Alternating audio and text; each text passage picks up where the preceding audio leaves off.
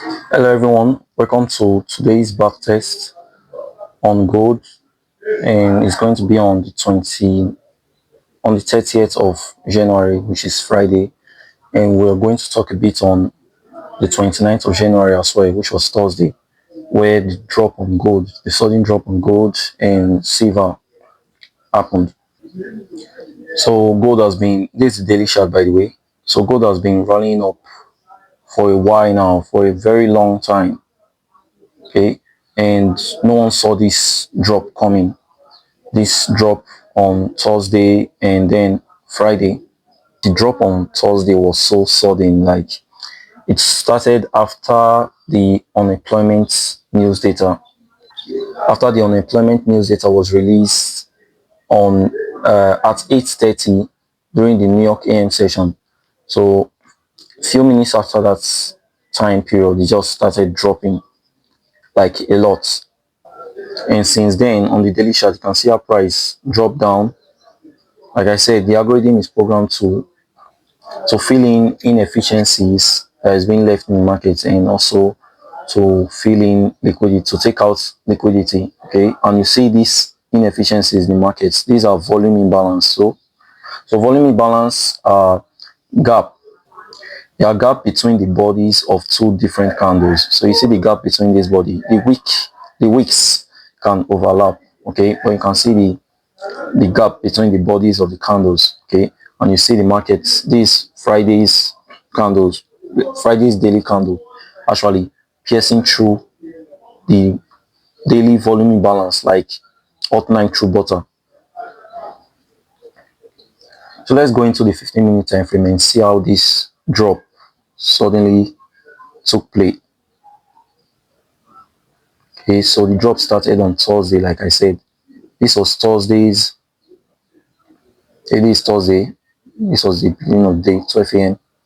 And this was Thursday's New York AM session.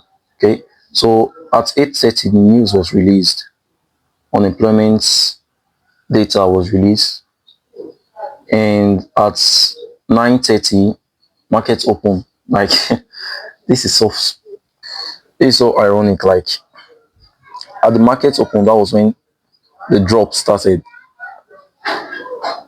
Okay, prior to 9:30, price took out this high, the buy side at this high, buy side liquidity at this high. Then at 9:30, during the market open, price started dropping all of a sudden down. Price dropped down to fill in this, to take out lows, sell side liquidity, and fill in these inefficiencies. You can see these BCs in price, buy side imbalance, sell side inefficiency. Okay, to fill in this inefficiency.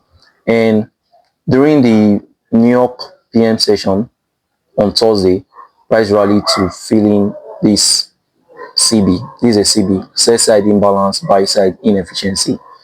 Sell side imbalance, it's an imbalance to the sell side, then it is inefficiency of buy side. Okay, so if you watch this price drop here, okay, there was only sell side being delivered. There was only sell side delivery. Okay, now what's the algorithm will do? What the algorithm is programmed to do is to push price to inefficiencies, okay, and make them efficient. So the algorithm will always push price either to the buy side or to the sell side to inefficiencies like this. And you can see price running up into this CB, this inefficiency, okay, to fill it in, though not filling it completely. Okay, this is a 15-minute CB. Again, buy side imbalance, sell side inefficiency. Then price runs down to this low, still on Thursday, not taking the lows out. This rundown started during the Asian session. Okay, you can see, let me take this off. You can see this is 7 p.m. Okay, the beginning of the Asian session, and price round down. Okay, during the Asian key zone. The Asian key zone is from 7 p.m. to 9 p.m. Okay, those are your 2-hour sweet spots. But I don't really trade the Asian session at all. I don't. I focus more on the New York AM session, then the New York PM session. Then sometimes I do London session. The Asian session is not for me. It's not that I have had bad experience with it, though. Okay, but I feel like I can relate more with the New York AM session, the New York session in general, and the London session. Okay, so this drop down occurred during the Asian session kill zone. Okay, then on Friday New York session. Okay, this was the beginning of Friday. It was 12 a.m. On Friday New York session, price ran down to take out these lows. Okay, sell side liquidity, relative equal lows.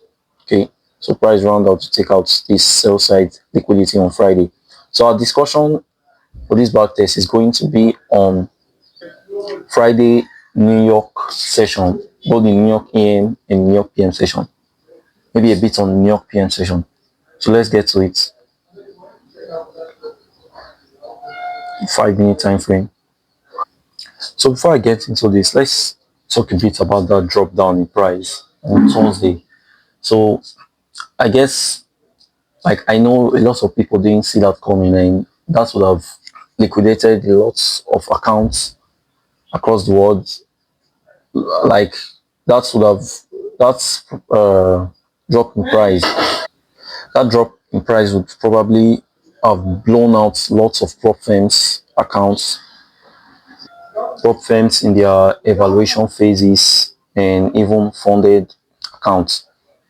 So being a trader or someone who trades the markets, there are lots of opportunities in the market, but you also need to apply caution while trading as well.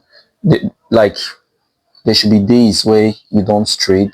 There should be even on days where you trade, there should be times in the market where you avoid the like where you avoid buying or selling.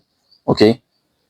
Especially on high impact news. Okay. You should allow high impact news to roll over before you enter the market, and avoid buying or selling during the release of an high impact news, especially for day traders. And also next week, Thursday and Friday, the first, I think Friday, the first week of the month of February, Friday is NFP, and you should be careful trading Thursday and Friday. For new traders, you should avoid even trading on Thursday and Friday during the NFP week, because the market can be really manipulated at those type of times, those type of days. So I know it's easier said than done, but let's try to be disciplined. I mean, you can have best strategy in the whole world, one of the highest risks to reward your trades, carrying big risks to reward trades and all. If you lack discipline, all that can just go away. So being disciplined, knowing when to trade, knowing knowing the trade you should avoid, okay, knowing the one you should go in and stuff like that. That's like one of the best traits to have as a trader. And also patience, learning to wait for a good setup. It can be waiting for days. There are some swing traders that even wait for a week or two just to get a good setup for the month. And at the end, you see it makes you profitable and it gives you consistency in trading. So, sorry for the long talk. Let's go straight to what we're here for. This was the beginning of Friday,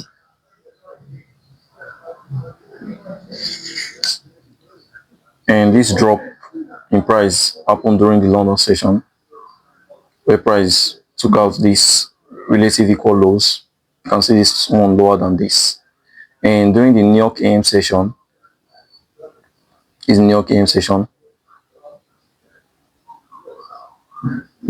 was the market opening 9:30. Okay, this is 8:30. Prior to 8:30, the market created this high right here. Okay, and you can see this drop down in price, leaving a smaller fair value gap here, a small fair value gap. Sorry. and above the fair value gap, you see this other block, buy side delivery and sell side delivery. This is an order block. So the market open is at 9:30, and during this time you see price rallying up above this high right here. If I switch over to a smaller time frame, like the 1 minute time frame, you see that's an high. Okay, you see, here's an high. Okay, there are several highs here, this and this. So you see price taking that high during the market opening, and also at the same time trading into this fair value gap, and also hitting this other block.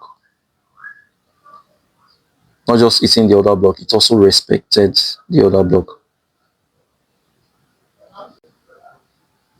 It's supposed to be at the right. Right, okay. And you see price respecting this other block. And price broke down. Okay, price broke down, rallied down to take out this low. Also leaving a fair value gap open. This is the first presented fair value gap for Friday. This was the first presented fair value gap Friday. And you know how it's normally formed.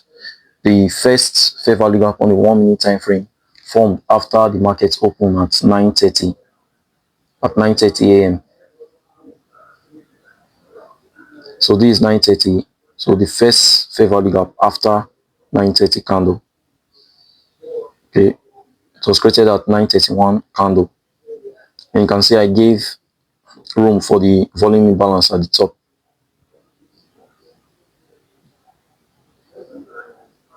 Back to the 5 minute time frame.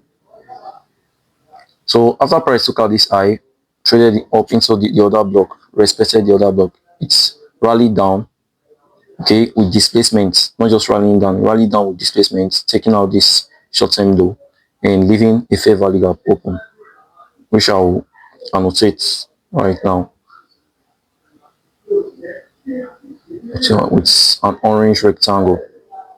Okay, you see how price traded up after taking out this low, short-term low, traded up into the fair value gap and rallied down further. Look at this big drop in price. Okay, first taking out this low, let's go to a higher time frame to see. Okay, and this low right here, this was Friday's low. Last week Friday. Okay, this was the low for last week Friday. Price took that out. And where the price trade to? Price traded into, let me take this all off, into this BC, this inefficiency. So you see price don't just trade at random, don't just drop to levels at random. Okay, it goes specifically to a level. And on Friday, price went down to filling this inefficiency, and you can see price dropping down, filling it. Let's bring out this imbalance in price.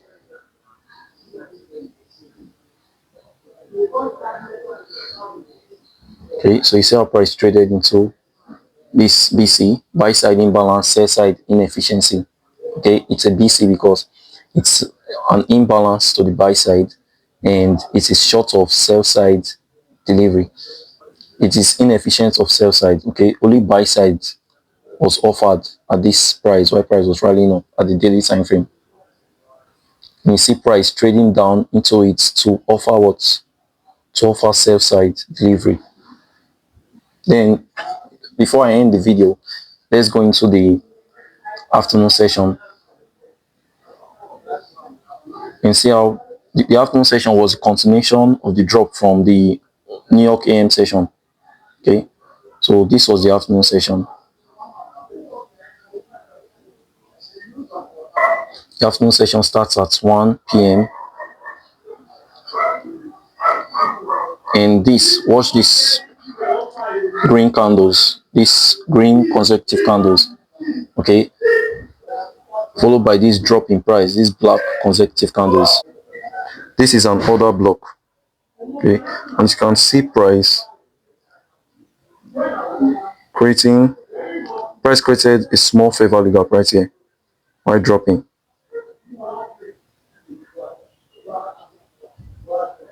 And during the afternoon session, by one, price traded into this fair value gap and continued going down and rallied down into the daily BC, buy side imbalance, sell side inefficiency. Let's go to a 15-minute time frame and you see this clearly.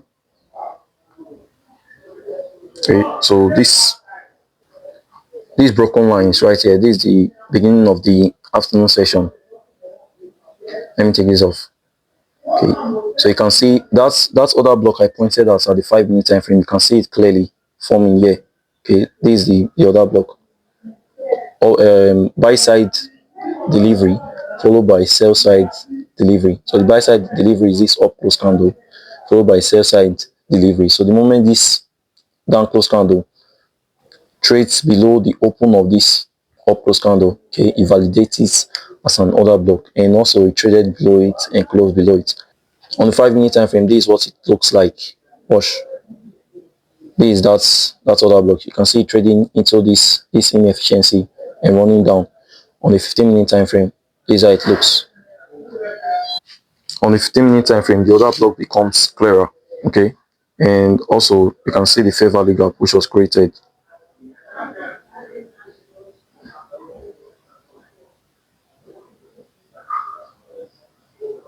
This is the fair value gap created prior to the market open during the afternoon session, and at the market open during the afternoon session 1 p.m. price traded into this order block and rallied down into the daily BC right here. So this ends today's backtest. If you find anything of value, if this has brought some value to you, make sure you drop a like, subscribe. And also, I know it's actually very hard, even for me, to do backtests, especially after having a losing trade. Okay, maybe a bad day or a bad week, but it's something we must do. So try to do your backtest as well. Try to study price, not just on gold, on any pair you trade, and make it a goal to become a better trader than you were last year. So until next time, have a fruitful week ahead.